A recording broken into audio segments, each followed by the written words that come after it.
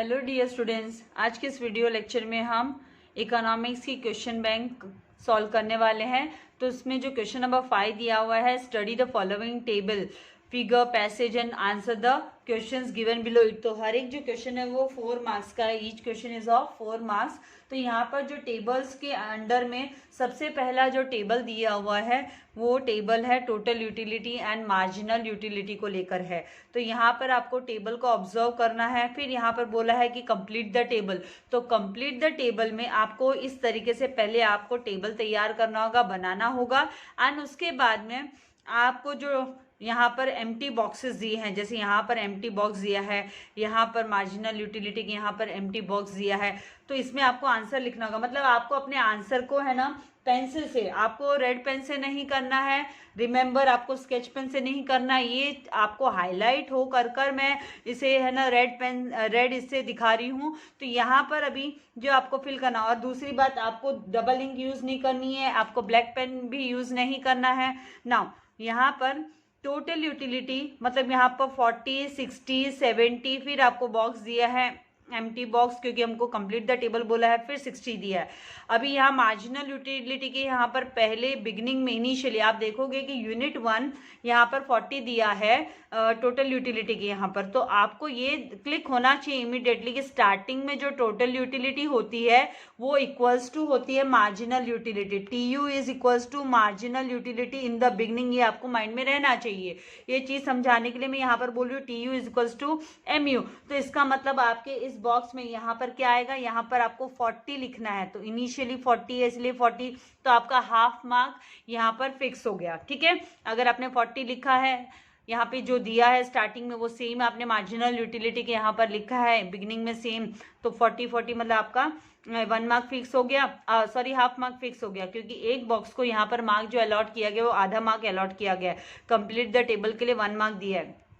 Now यहाँ पर आप टेबल को ऑब्जर्व करोगे तो सेकेंड यूनिट कंजम्पशन से क्या है, टोटल यूटिलिटी इंक्रीज तो हो रही है लेकिन डिमिनिशिंग रेट पर, मतलब इसकी जो रेट है वो डिमिनिशिंग हो रही है। यहाँ पर हम ऑब्जर्व करेंगे कि 60 से यहाँ पर इंक्रीज हो रही है लेकिन डिमिनिशिंग रेट पे, मतलब यहाँ पर जो डिफरेंस आ रहा है वो 40 एंड 60 के बीच का 20 का डिफरेंस आ रहा है। देन आप देखोगे 60 एंड 70 के बीच का, तो यहाँ पे आपको डिफरेंस के साथ में तो 40 एंड 60 मार्जिनल यूटिलिटी जो होती है वो डिफरेंस होता है लास्ट यूनिट माइनस जो टोटल यूटिलिटी का last unit and the beginning का यूनिट। तो दो कॉन्जिक्यूटिव के बीच का डिफरेंस होता है। तो ये यहाँ पर 60 एंड 40 का डिफरेंस 20 है। तो फिर यहाँ पर 60 एंड 70 के बीच का डिफरेंस 10 है। तो यहाँ पर 70 माइनस 70 करेंगे तभी तो 0 होगा। 70 माइनस 70 ही 0 देगा। इसका मतलब यहाँ पर है ना आपका यहाँ पर जो नंबर आएगा वो 70 आएगा। टोटल यूटिलिटी क्या आएगा, 70 आएगा। मतलब ये पॉइंट ऑफ सटाइटी वाला आ गया, यहाँ पर 70 ही यहाँ पर आने वाला है। कैसे समझ में आता है, देखो जैसे यहाँ पर 40 एंड 60 के बीच का जो डिफरेंस आता है वो कितना आता है, 20 का। तो यहाँ पर 20 आया। फिर आपको 60 एंड 70 के बीच का डिफरेंस निकालना है तो वो 10 आया। तो मार्जिनल यूटिलिटी के यहाँ पे हमने 10 लिखा है। ठीक है, फिर यहाँ पर आपको ब्लैंक दिया है। तो अब आपको ये देखना है कि जब हम डिफरेंस निकालते हैं तो वो डिफरेंस मार्जिनल यूटिलिटी के यहाँ पर लिखते हैं, राइट, कॉन्जिक्यूटिव नंबर्स के बीच का डिफरेंस। अब यहाँ पर क्या होना चाहिए कि आपको यहाँ पर 0 मार्जिनल यूटिलिटी मिले। तो मतलब यहाँ पर 70 में से माइनस 70 करेंगे तो 0 आएगा। तो इस तरीके से आपको समझकर फिर इसको लिखना है।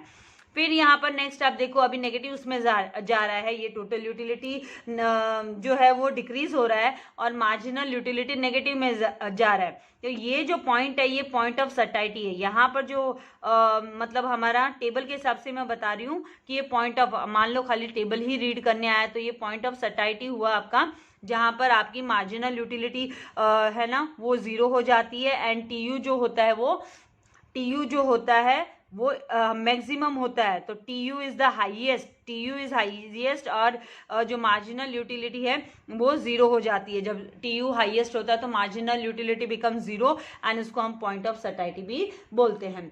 ठीक है, नाउ नेक्स्ट यहाँ पर नेक्स्ट अगर कंजम्पशन करेगा कंज्यूमर तो है ना, उसकी टोटल यूटिलिटी वो डिक्रीज होगी, लेकिन आप ऑब्जर्व करोगे कि पॉजिटिव उसमें डिक्रीज हो रही है, यहाँ पे माइनस नहीं हो रहा है। लेकिन मार्जिनल यूटिलिटी में क्या हो रहा है, आप 70 माइनस मतलब यहाँ पर 60 माइनस 70 करते हो, तो 60 माइनस 70 करने पर आपको है ना -10, यहाँ पे पैटर्न जो होता है वो 60 माइनस 70 इस तरीके से पैटर्न फॉलो करना होता है।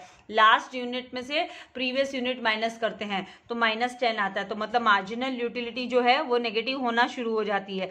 तो जब आपका टोटल यूटिलिटी, हम यहाँ पर क्या बोलेंगे, ये चीज तो मैं आपको जस्ट जनरल आपको टेबल स्टडी कैसे करना है उसके हिसाब से बता रही हूँ कि टीयू जब आपका टीयू जब डिक्रीज होना शुरू होता है तो जो मार्जिनल यूटिलिटी होती है वो MU becomes negative, MU negative होना शुरू हो जाता है, इट बिकम्स नेगेटिव। तो ये चीज यहाँ पर आपको ध्यान में रखनी है, यहाँ पे तो खाली आपको हाफ मार्क टेबल को कंप्लीट करने के लिए। अब आगे यहाँ पे इससे बेस्ड क्वेश्चन है तो वो क्विकली आपको क्वेश्चंस के आंसर्स देने हैं। तो when total utility falls marginal utility is dash, जब टोटल यूटिलिटी गिरती है तो मार्जिनल यूटिलिटी क्या होता है, टोटल यूटिलिटी गिरने से मार्जिनल यूटिलिटी जो है वो नेगेटिव हो जाती है। तो आपको यहाँ पर जो फिल करना है आंसर वो होगा नेगेटिव, नेगेटिव। फिर से आपको रिपीट कर रही हूँ, आपको 2 कलर्स यूज नहीं करना है एग्जाम में, ओनली ब्लू कलर आप यूज करेंगे पूरा पेपर लिखने के लिए, नो प्रेजेंटेशन नथिंग। तो यहाँ पर ये नेगेटिव हो गया। अभी क्या बोला नेक्स्ट यहाँ पर, तो इसके लिए इसमें यहाँ पर आपको वन मार्क है, इसको अंडरस्टैंड करके लिखने के लिए कि भाई यहाँ पर नेगेटिव होता है, ये 2 मार्क्स नहीं है, इसको जो अलॉट किया गया है मार्क्स वो 1 मार्क अलॉट किया गया है। इसके बाद में जो है वो आपको बोला है on the basis of this, ये जो टेबल है उसके बेसिस पे ही हमको ड्रॉ करना है total utility and marginal utility curve. तो इसके बेसिस पे हम कैसे ड्रॉ करेंगे, तो यहाँ पर मैंने आपको एग्जाम पेपर में इसी तरीके से प्रेजेंटेशन करना है, तो कैसे करना है तो इसका मैंने रेडी रखा है ताकि आपका ज़्यादा समय ना लूँ मैं, ड्रॉ करूँ और फिर आपको है ना वेट करना पड़े, मैं कुछ कुछ बोलते रहूँ। तो इससे अच्छा बेटर है कि मैं डायग्राम के लिए क्या क्या हमको चाहिए, तो यहाँ पर वाई एक्सिस मैंने ड्रॉ किया है एंड एक्स एक्सिस ड्रॉ किया है। अभी यहाँ पर वाई एक्सिस पे हम टोटल एंड मार्जिनल यूटिलिटी लेंगे, total and marginal utility, and X axis पे हम यूनिट्स लेंगे। तो यहाँ पर हम देखेंगे कि एक्स एक्सिस पर यूनिट्स हमको लेना है एक्स एक्सिस पर, and total utility and marginal utility Y axis पे लेना है। तो यहाँ पर 1 2 3 4 5 है यूनिट्स, तो यहाँ पर एक्स एक्सिस पे हम 1 2 3 4 5 6 7 8 9 में तो मैंने ऐसे ले लिया, लेकिन आपको तो 5 तक चाहिए, आगे 6 भी ले लो आप, ठीक है, जरा अच्छा दिखने के लिए आपका डायग्राम। अभी यहाँ पर वाई एक्सिस पे हमने 10 से शुरू किया, 10 से, और यहाँ पर हमको नेगेटिव नंबर भी चाहिए है क्योंकि यहाँ पर -10 है, इसीलिए जो ग्राफिकल रिप्रेजेंटेशन में यहाँ पर क्वाड्रेंट में third quadrant and fourth quadrant के लिए भी स्पेस मैंने दिखाई है कि यहाँ पर -10 एंड -20 तक ले लिया है, क्योंकि -10 भी चाहिए हमको, 10 भी चाहिए, 20 भी चाहिए, प्लॉट करने के लिए 40 भी चाहिए, ठीक है, तो आगे 70 भी हमको लगेगा। तो यहाँ पर मैंने 10 20 30 40 50 60 70 इस तरीके से ले लिया है। अब हमको क्या नोटिस करना है, देखना है स्टार्टिंग में जो TU = MU है, तो यहाँ पर TU = MU कौन से यूनिट पर है, तो फर्स्ट यूनिट में TU = MU, दैट इज 40 40। तो अब हम इसको कैसे प्लॉट करेंगे, जब हमको डायग्राम बनाना है तो हम कैसे इसको दिखाएंगे, तो हम ऐसे तो दिखा नहीं सकते, स्केल का यूज तो हमको करना पड़ेगा।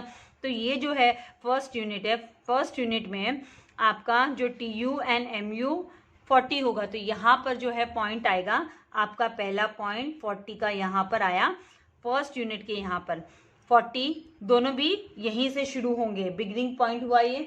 इसके बाद यहाँ पर नेक्स्ट जो दिया है वो दिया है 60 एंड 20, मतलब आपका TU 60 है एंड आपका MU क्या है 20 है, तो मतलब MU डिक्रीज हो रहा है तो ये एक्स एक्सिस की तरफ मूव करेगा, एंड जो TU है वो अपवर्ड साइड में, राइट हैंड साइड अपवर्ड में मूव करेगा, और ये राइट हैंड साइड में डाउनवर्ड में मूव करेगा, MU डाउनवर्ड में मूव करेगा।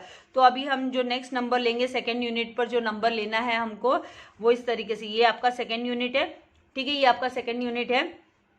फिर आपको लेना है 20, तो यहाँ पर देखिए 20 है, तो 20 के यहाँ पर एक हमको डॉट प्लॉट करना है, डॉट ले लेना है, एंड फिर 60 के यहाँ पर TU वाला 60 के यहाँ पर अपवर्ड, क्योंकि TU ऊपर की तरफ जाता है, ठीक है, यहाँ पर ले लिया। इसके बाद हम क्या करेंगे, नेक्स्ट हमको दिया है 70 एंड 10, तो 70 एंड 10 दिया है, तो मतलब थर्ड यूनिट पे 70 एंड 10 है, तो 70 एंड 10 को कैसे लेंगे, थर्ड यूनिट पे पहले तो 10 ले लेते हैं, जो कि मार्जिनल यूटिलिटी का 10 है, तो यहाँ पर आपका 10 आ जाता है, ये 10 है। एंड 70 के लिए आपको ऊपर यहाँ पर 70 ले लेना है, 70 यहाँ पर दिखाई दे रहा है, यहीं पे आपका जो है 70 आ जाएगा, ठीक है। उसके बाद में नेक्स्ट हम देखेंगे, यहाँ पर TU बोला है 70, फिर से 70 लेना है TU के लिए हमें, एंड MU जो है वो हमें 0 लेना है। तो यहाँ पर इस तरीके से आपका ये जो है पॉइंट ऑफ सटाइटी आने वाला है, यहाँ पर हमारा MU एंड TU, एंड ये MU हमारा आएगा फोर्थ यूनिट पर, है ना, ये एक्स एक्सिस पर आएगा, एक्स एक्सिस पर ये आ जाएगा। उसके बाद में हम देखेंगे कि TU जो है 60 है, जब फॉल हो रहा है तो ये 60 है, एंड आपका MU जो है -10 है। तो अभी फिफ्थ यूनिट पर जब हम मूव करेंगे तो यहाँ पर फिफ्थ यूनिट पर हमको MU जो है वो लेना है नेगेटिव -10, तो ये यहाँ पर आएगा नेगेटिव -10, क्योंकि देखिए ये -10 यहाँ पर दिखाई दे रहा है, तो यहाँ पर नेगेटिव -10 एंड 60 TU के लिए 60 लेना है, मतलब आपका जब TU फॉल करना स्टार्ट कर रहा है, तो ये अब ऑब्जर्वेशन हम कर रहे हैं, तब आपका MU जो है वो नेगेटिव हो गया। अब हमको क्या करना है, तो यहाँ पर अभी हम प्लॉट कर देंगे हमारा, हमको प्लॉट कर देना है अपनी TU curve and MU curve को। तो कैसे प्लॉट करेंगे, तो यहाँ ये पॉइंट्स है, तो पॉइंट्स को हम ज्वाइन करेंगे। अभी हम ये TU कर्व को बना रहे हैं, पॉइंट्स को ज्वाइन कर कर, यहाँ पर पॉइंट ऑफ सटाइटी हो गया, क्योंकि यहाँ पर आकर है ना कंजम्पशन अभी है ना रैशनल कंज्यूमर को स्टॉप करना पड़ेगा। अगर इससे आगे वो गया तो वो फिर उसका जो MU है वो नेगेटिव होने लगता है। फिर यहाँ से यहाँ हमको डॉट को मैच करना है, यहाँ से यहाँ आसान है, लेकिन आपको प्रैक्टिस तो करनी पड़ेगी, डायग्राम की प्रैक्टिस भी करनी पड़ेगी, क्योंकि इनके बीच का जो रिलेशनशिप होता है, ये TU एंड MU के बीच का रिलेशनशिप है ना, इस तरीके से हम ले लेंगे। आई होप आपको चीज़ें समझ में आ रही है। और इसको लेबल करने भी बोला है, तो इतना डायग्राम अगर आपने बना लिया तो आपका 2 मार्क्स फिक्स हो गया, 2 मार्क्स फिक्स हो गया। और इससे क्या होगा कि आपको ये TU एंड MU का रिलेशनशिप कहीं पे भी लिखने आ गया आपको, तो वो भी फिर आप आसानी से लिख सकते हो।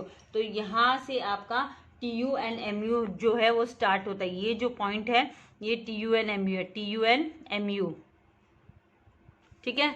फिर उसके बाद में यहाँ पर ये जो पॉइंट है, ये पॉइंट ऑफ सटाइटी हुआ।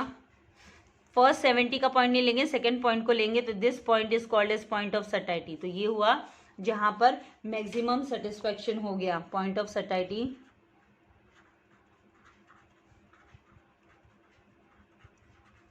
मैक्सिमम सेटिस्फेक्शन, यहाँ पे सेटिस्फेक्शन डिराइव हो गया, तो यहाँ पर मैक्सिमम सेटिस्फेक्शन डिराइव हो गया। फिर यहाँ पर ये कर्व जो है, ये कौन सी कर्व है, तो ये TU कर्व है, TU कर्व हो गई। दिस इज आपका ये वाला जो यहाँ से लेकर अपवर्ड मूव हो रहा है, ये TU का हुआ। एंड आपका MU कर्व है, ये जो डाउनवर्ड आ रहा है, दिस इज आपका MU curve, MU curve. And ये जो एरिया है ये हो गई आपकी, इससे ज़्यादा जब हम ज़्यादा पॉइंट ऑफ सटाइटी के बाद में भी अगर कंजम्पशन जारी रखता है कोई कंज्यूमर, तो उसका कंजम्पशन है वो डिसयूटिलिटी देने लगता है, मतलब उसको डिससेटिस्फेक्शन फील होने लगता है। तो इस तरीके से आपको ये डायग्राम बनाना है। तो आई होप आपको ये कॉन्सेप्ट कैसे करना है वो समझ में आ गया है, क्योंकि इसके बारे में इतना ही पूछा, आपको लेबल करने बोला है, लेबल हमने कर दिया। TU total utility, total and marginal utility, then units लेना है आपको एक्स एक्सिस पे, मैंने बोला। तो इस तरीके से आपको ये डायग्राम तैयार करना होगा। आपको याद रखना है, आपको कलर पेन्स यूज नहीं करने हैं, ये चीज आपको याद रखनी है। ये चीजें मैं आपको हाईलाइट करने के लिए, सिखाने के लिए मैं ये दिखा रही हूँ, प्रेजेंट कर रही हूँ। नाउ नेक्स्ट जो क्वेश्चन है, क्वेश्चन नंबर 2। क्वेश्चन नंबर 2 में बोला है यहाँ पर नंबर ऑफ यूनिट्स, ये आपको टेबल को ऑब्जर्व करना है। तो टेबल को ऑब्जर्व करके आपको समझना होगा कि भाई क्या बोला है। यहाँ पर ये जो टेबल दिया हुआ है इसको आपको ऑब्जर्व करना है। तो ये टेबल को जब हम ऑब्जर्व करते हैं तो यहाँ पे number of units first column में दिया है, सेकंड में दिया है MU पर यूनिट्स ऑफ एक्स दिया है। देन जो थर्ड कॉलम है उसमें दिया है MU in terms of money, marginal utility in terms of money. इसका मतलब यहाँ पर ये जो है वो रिलेशनशिप बता रहा है, हम बोल सकते हैं रिलेशनशिप। ये जो है वो रिलेशनशिप प्रेजेंट कर रहा है, relationship between MU and price, MU and price के बीच में ये रिलेशनशिप बता रहा है। तो अभी यहाँ पर देखिए MU in terms of money मतलब 1 यूनिट इज इक्वल्स टू ₹10 हुआ। देन मार्केट प्राइस दिया हुआ है पर यूनिट ऑफ एक्स का मार्केट प्राइस जो है ₹50, तो सब जगह पे ₹50 market price. Then comparison between MU and price, MU and price के बीच का कंपैरिजन दिया हुआ है। अभी देखिए यहाँ से आपको हिंट मिलती है, ये जो है MU पर यूनिट्स जो मार्जिनल यूटिलिटी सेटिस्फेक्शन मिलता है पर यूनिट्स के पीछे वो 10, एंड जब उसको मनी टर्म में कन्वर्ट किया तो ये 100 आया। तो ये 100 क्यों आया मनी टर्म में कन्वर्ट किया, तो ये समझने वाली बात है कि यहाँ पर जब 1 यूनिट को हम क्या मान रहे हैं, 1 unit is equals to ₹10 money term में, यहाँ पे टेबल में थर्ड कॉलम में मनी टर्म में उसको कन्वर्ट किया गया है। तो यहाँ पर 1 यूनिट इज इक्वल्स टू ₹10 है, तो इसका मतलब 10 units will be multiply by 10 का मतलब आया 100।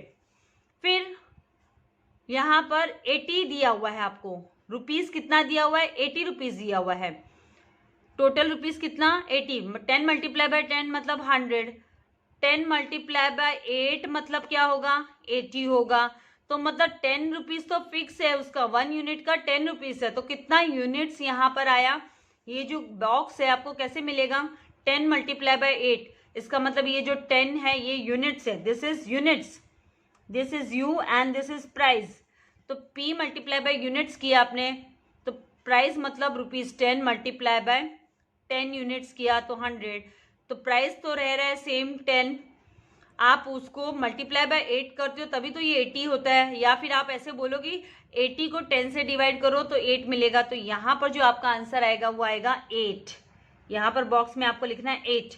फिर उसके बाद में नेक्स्ट स्टेप में आपको पता है कि 10 रुपीज मल्टीप्लाई बाय 7, ये मल्टीप्लाई बाय 7 यूनिट को मल्टीप्लाई करेंगे, 10 मल्टीप्लाई बाय 7 करेंगे तो कितना होगा 70। तो मतलब ये बॉक्स है यहाँ पर आना है, यहाँ पे आना चाहिए 70। तो ये 2 बॉक्स फिल हो गए आपके। अभी हमको कंपेयर करना है कि भाई 10 यहाँ पर हम देखेंगे मार्केट प्राइस क्या है 50 रुपीज है and marginal utility in terms of 100 rupees है। तो यहाँ पर मतलब 100 rupees is more than 50, 100 rupees is more than 50 मतलब MU is greater than price हुआ, क्योंकि MU 100 है एंड मार्केट प्राइस 50 है, जो मार्केट प्राइस है वो 50 है। अभी नेक्स्ट यहाँ पे 80, जब भी MU जो है वो 80 है, मार्केट प्राइस 50 है, तो मतलब अगेन जो आपका MU है वो ग्रेटर देन मार्केट प्राइस हुआ, ग्रेटर देन मार्केट प्राइस हुआ। फिर यहाँ पर भी आप देखोगे कि MU आपका 70 है, मार्केट प्राइस 50 है, तो 70 इज ग्रेटर देन 50, इसीलिए यहाँ पर MU is greater than price लिखा है। अभी नेक्स्ट स्टेप देखो, यहाँ पर आप ऑब्जर्व करोगे कि 50 is equals to 50, 50 is equals to 50, तो मतलब यहाँ पर जो आपका MU है वो इज इक्वल्स टू MU, ये जो है ना यहाँ की चीज़ें मैं समझाने के लिए लिख रही हूँ, आपको खाली बॉक्स फिल करना है। तो यहाँ पर MU is equals to price होता है, MU is equals to price. Now next इसमें आप देखोगे, ऑब्जर्व करोगे, क्योंकि टेबल ऑब्जर्व करना है आपको, 30 इज लेस देन 50, 50 रुपये से कम है ना 30 रुपीज, तो मतलब आपका मार्जिनल यूटिलिटी है वो लेस देन प्राइस है, MU is less than price, market price से कम है। फिर यहाँ पर भी वही बात है, आपका MU कितना है 10 है, 10 इज लेस देन 50 है, तो मतलब यहाँ पर क्या आना चाहिए MU is less than price. ये आपको टेबल में फिल करना है। तो यहाँ पर half mark half mark half mark half mark सब करेक्ट है तो आपको 2 मार्क्स मिल जाते हैं। तो ये कंप्लीट द टेबल जो आपको करने बोला, तो पहला क्वेश्चन आपका पूरा हुआ जिसमें 2 मार्क्स। आपको ये टेबल इसी तरीके से आपको बनाना है। टेबल बनाकर आपको ये जो है इनको जस्ट पेंसिल से हाईलाइट कर दो, नहीं तो पेन से बस आप बॉक्स बना दो। फिर यहाँ पर आपको बोला identify any 2 intra marginal units. आपको 2 इंट्रा मार्जिनल यूनिट्स को आइडेंटिफाई करने बोला है यहाँ पर। तो इंट्रा मार्जिनल यूनिट्स पहले तो आपको पता होना चाहिए होता क्या है। होता क्या है यहाँ पे इंट्रा मार्जिनल यूनिट्स को, यूनिट्स कौन से यूनिट्स है जो इंट्रा मार्जिनल यूनिट्स है? तो इंट्रा मार्जिनल यूनिट्स कौन से होते हैं? जहां पर जो मार्जिनल यूटिलिटी है वो ग्रेटर देन मार्केट प्राइस होती है, उसे हम इंट्रा मार्जिनल यूनिट्स कहते हैं। तो यहाँ पर हम लिखेंगे कि यूनिट्स विच, यहाँ पर आपको समझने के लिए कॉन्सेप्ट को मैं लिख रही हूँ, खाली आपको तो आइडेंटिफाई करना है। एनी 2 खाली आपको आइडेंटिफाई करने बोला, तो आपका जो करेक्ट आपको जितना आंसर लिखना है वो इस तरीके से होगा। यूनिट्स बोला है इंट्रा मार्जिनल यूनिट्स, तो यहाँ पर हम बोलेंगे 10 यूनिट्स एंड 8 यूनिट्स। तो 10 यूनिट 10 एंड आप आंसर लिखोगे unit 10 and unit 8 are called, ये वाले 10 एंड 8, क्योंकि जो मार्जिनल यूटिलिटी है वो ग्रेटर देन प्राइस है, ग्रेटर देन प्राइस है, ये ग्रेटर का साइन है, MU is greater than price. तो यहाँ पर unit 10 and unit 8 are called intra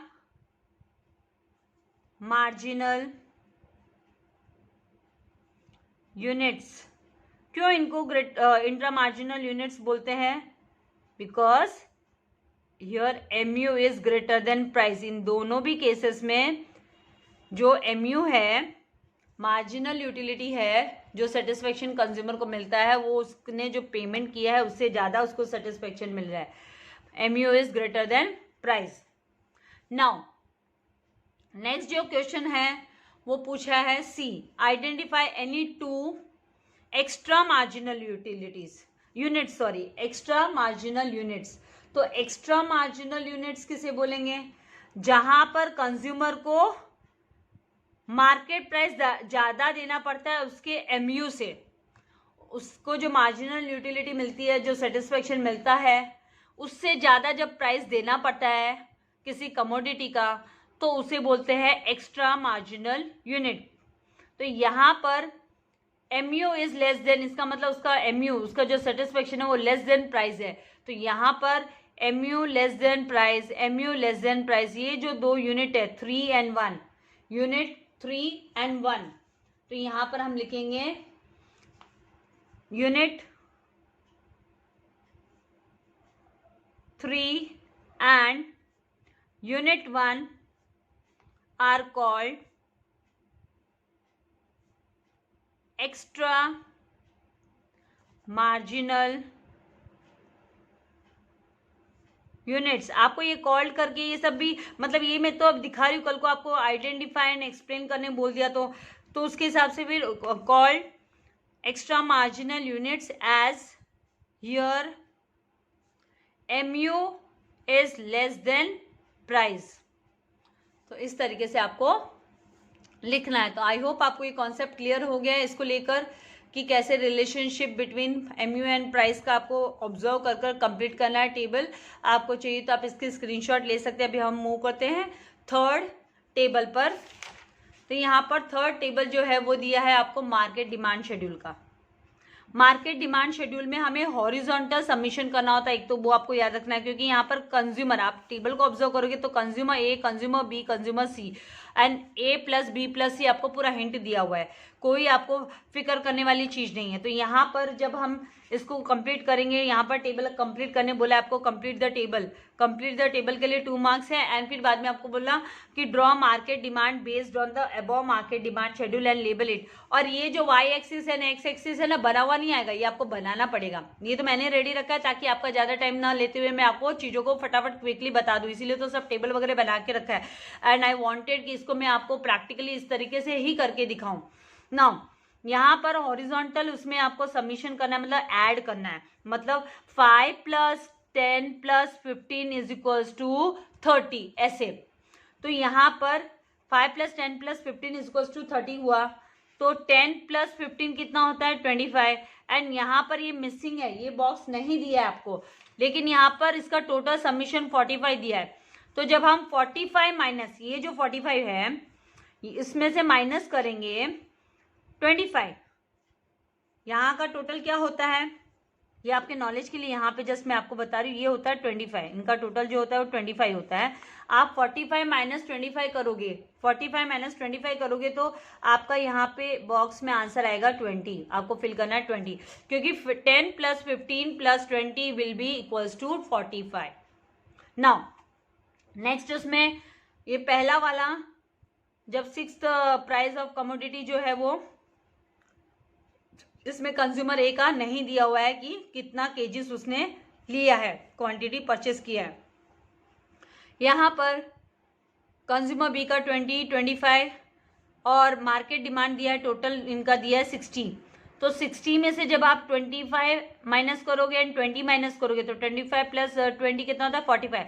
60 minus 45 करेंगे तो यहाँ पर जो वैल्यू आएगी वो कितनी आएगी, वो 15 आएगी। तो यहाँ पर आपको लिखना है 15। नेक्स्ट यहाँ पर ए का दिया है 4th प्राइस ऑफ कमोडिटी के, यहाँ पर उसने कितनी क्वांटिटी परचेस की, ₹4 में उसने ₹4 में कितनी क्वांटिटी परचेस की, 20x इन केजीज दिया हुआ है, quantity of x in KGs दिया हुआ है यहाँ पर। तो यहाँ पर 20 एंड यहाँ पर कितना 30, तो 20 प्लस 30 50 होता है, और टोटल जो है मार्केट डिमांड है वो है 75। तो 75 माइनस 50 करेंगे तो यहाँ पर आना चाहिए 25। देन नेक्स्ट 25 प्लस 30, यहाँ पे आपको सबको प्लस करना है, plus 30 plus 35 is equals to आपका जो आंसर आएगा 25 प्लस 30 55, 55 प्लस 35 करेंगे तो यहाँ पर आएगा 90। तो इस तरीके से टेबल कंप्लीट करना, और टेबल कंप्लीट करने के बाद में ये 2 मार्क टेबल आपका पूरा कंप्लीट है, सही है, 2 मार्क्स आपके पक्के हो गए। फिर आपको draw the market demand based on the above market demand schedule, ये जो डिमांड शेड्यूल दिया मार्केट डिमांड शेड्यूल दिया इस पे बेस्ड आपको मार्केट डिमांड कर्व बनाना है। तो यहाँ पर मैंने फॉर्मेट इसका कि भाई आपको एक्स एक्सिस ड्रॉ करना पड़ेगा, सबसे पहले वाई एक्सिस ड्रॉ करना पड़ेगा। ये जो स्केल लेना है ये आप अपने कन्वीनियंस के हिसाब से ले सकते हैं। मैंने यहाँ पे 10, 20, 30, 40 और 50 के हिसाब से लिया है। रीजन की जो टोटल मार्केट डिमांड है हमें उसके हिसाब से यहाँ पर टोटल मार्केट डिमांड, यहाँ पे क्वांटिटी है, ये टोटल मार्केट डिमांड हमको यहाँ पर लेना है कि 2 रुपये में कितनी टोटल डिमांड आई, 2 रुपये में कितनी आई 90 आई डिमांड, 4 रुपीज़ में कितनी आई 75 आई। तो इस तरीके से हमको लेना है ना। इसके लिए मैंने क्या किया, यहाँ पर एक्स एक्सिस पर 10 का ही मैंने मल्टीपल्स लिया है, 10 का मल्टीपल्स, एंड वाई एक्सिस पे 1 2 3 4 5। यहाँ पे क्योंकि क्वांटिटी जो यहाँ पर जो प्राइस है 1 रुपये प्राइस भी दिया हुआ है, यहाँ पर 1 रुपये का प्राइस भी दिया, तो 1 2 3 मैंने कंटिन्यूसली 10 तक ले लिया। अभी हमको प्लॉट करना है, तो हमको क्या चाहिए प्लॉट करने के लिए, एक तो चाहिए हमको मार्केट डिमांड, ये जो टोटल मार्केट डिमांड है ये वाला हमको है ना एक्स एक्सिस पे लेना होगा, एंड ये वाला है ये हम वाई एक्सिस के हेल्प से लेंगे, this we will take as a Y axis के हेल्प से। तो यहाँ पर देखिए सबसे पहले क्या है 30 क्वांटिटी 30 परचेज करते हैं, टोटल क्वांटिटी टोटल डिमांड आई 30, कितने रुपीज़ में 10 रुपीज़ में, तो उसके अकॉर्डिंगली हमको मूव करना है। तो यहाँ पर हम शुरुआत करेंगे कि भाई 10 रुपीज़ में, यहाँ पर ये जो है एक्स, यहाँ पर 10 रुपीज़ में, मतलब यहाँ पर एक्स एक्सिस पे हमने लिया है क्या 10 रुपीज़ में, यहाँ पर ये 10 रुपीज़ है, वाई एक्सिस पे रुपीज़ लिया है हमने। तो यहाँ पर लिख लेते हैं कि ये वाई एक्सिस पे क्या है, तो price in rupees, price in rupees Y axis पर है, एंड एक्स एक्सिस पर quantity demanded in KGs, quantity demanded in kilograms KG, ठीक है। तो अब क्या करना है आपको 10 रुपीज़ में 10 रुपीज़ में कितनी डिमांड आई, तो 10 रुपीज़ में 30 डिमांड आई, 10 में कितनी आई 30 की डिमांड आई, 30 टोटल डिमांड कितनी 30 हुई। तो 30 kg, तो यहाँ पर 30 kg कहाँ पर होगा, एक्स एक्सिस पे आप देखोगे तो 30 kg कहाँ पर होता है, या ये 30 kg हुआ एक्स एक्सिस पर, एंड वाई एक्सिस पे हमको लेना है 10, वाई एक्सिस पे 10 लेना है। तो आप स्केल के हेल्प से एग्जाम्स में है ना अपना खुद का स्केल पेंसिल सब लेकर जाना। मैंने ऑब्जर्व किया है स्टूडेंट्स अपनी चीज़ें लेकर जाती नहीं, फिर बाद में दूसरों को परेशानी हो जाती है, तो वो चीज़ का आपको ध्यान रखना है। तो यहाँ पर हमको प्लॉट करना है, फिर हम लाइन ड्रॉ करेंगे इस तरीके से, रिकरिंग लाइन,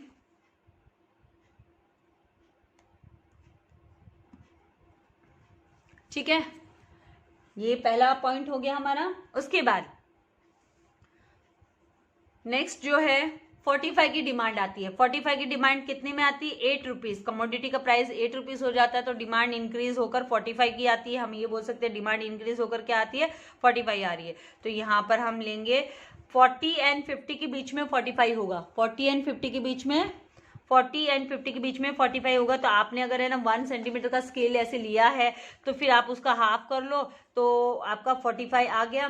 फिर उसके बाद में आपको 8 रुपीज, तो आपको वाई एक्सिस पे देखना है 8 रुपीज कहाँ पे, तो 8 यहाँ पर है वाई एक्सिस पे, एंड एक्स एक्सिस पे हमको 45 लेना है। तो ये यहाँ से यहाँ आपका डॉट आया, यहाँ पर आपको इसको जस्ट ज्वाइन कर देना है, तो डायग्राम भी आपका ब्यूटीफुल लगेगा और आपको भी इस तरीके से लेना है। इसके बाद में नेक्स्ट हम देखेंगे क्या बोला है। तो यहाँ पर दिया है हमको 60, टोटल डिमांड है 60 kg की, कितने रुपीस में, 6 रुपीज में। तो हमको वाई एक्सिस पे 6 रुपीज देखना है, कहाँ पर है वाई एक्सिस पे 6 रुपीज, ये 6 रुपीज हुआ, एंड 60 kg, तो 60 एक्स एक्सिस पे हमको देखना पड़ेगा, एक्स एक्सिस पे 60 kg ये रहा, तो ये 60 kg है। स्केल का यूज करो, 60 यहाँ पर आप 6 लोगे ना एग्जैक्ट, क्योंकि मैंने 1 सेंटीमीटर के हिसाब से लिया, तो ये जो 6 वाला पॉइंट 1 से लेकर 6 यहाँ पर मैं लेती हूँ तो वो एग्जैक्ट लाइन भी आती है। तो यहाँ पर इसको मैच करेंगे डॉट्स को, ये डॉट बनाया और फिर मैच करो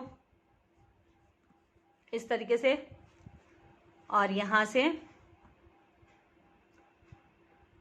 से भी ज्वाइन कर देना है।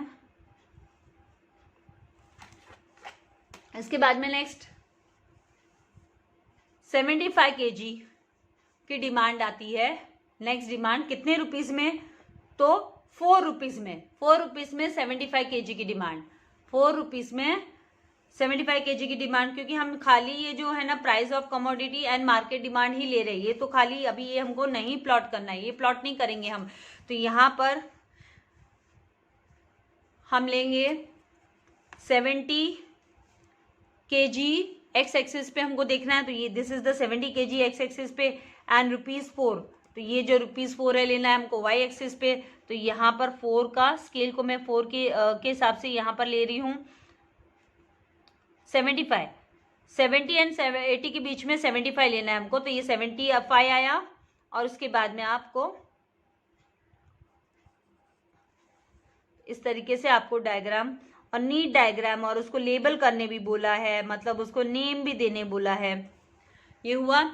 इसके बाद में नेक्स्ट 2 और बच गए पॉइंट प्लॉट करने के लिए। तो यहाँ पर 90, टोटल डिमांड 90 kg, कितने रुपीस में, 2 रुपीस में। तो वाई एक्सिस पे रुपीस लेना है हमको, तो वाई एक्सिस पे ये रहा 2 रुपीस, एंड एक्स एक्सिस पे हमको 90, तो ये रहा 90 यहाँ पर है, तो यहाँ पर 90, और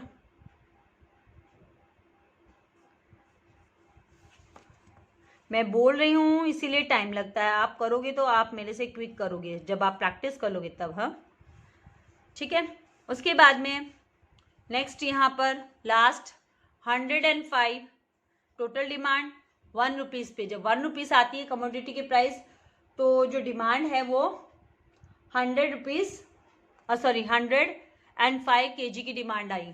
तो यहाँ पर वाई एक्सिस पे 1 रुपी, तो वाई एक्सिस पे ये 1 रुपी, एंड एक्स एक्सिस पे हमको क्या लेना है 105, तो 105, 100 एंड 110 के बीच में होगा। तो यहाँ पर इकोनॉमिक्स में डायग्राम्स को भी समझना सीखना बहुत जरूरी है। डायग्राम्स के साथ करते तो कॉन्सेप्ट भी जल्दी क्लियर होते हैं एंड मार्क्स भी आसानी से गेन कर सकते हैं। इसीलिए ये क्वेश्चन है ना ऐड किया गया है बोर्ड के पैटर्न में, पहले नहीं था, ओल्ड पैटर्न में नहीं था ये क्वेश्चन, अभी क्या करना है, डिमांड कर्व बनाना हमको, यहाँ पर मार्केट डिमांड कर्व। तो यहाँ पे ये पॉइंट्स जो हमने प्लॉट किए हैं, यहाँ पर हम मार्केट जो डिमांड कर्व है वो तैयार कर लेंगे। तो हमारी जो मार्केट डिमांड कर्व यहाँ पर आ जाएगी इस तरीके से। तो जहाँ पर आपको लगता है कि पॉइंट्स में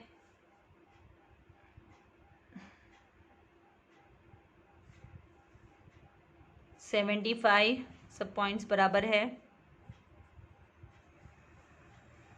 90, 105, इस तरीके से आपको डिमांड कर्व को ले लेना है।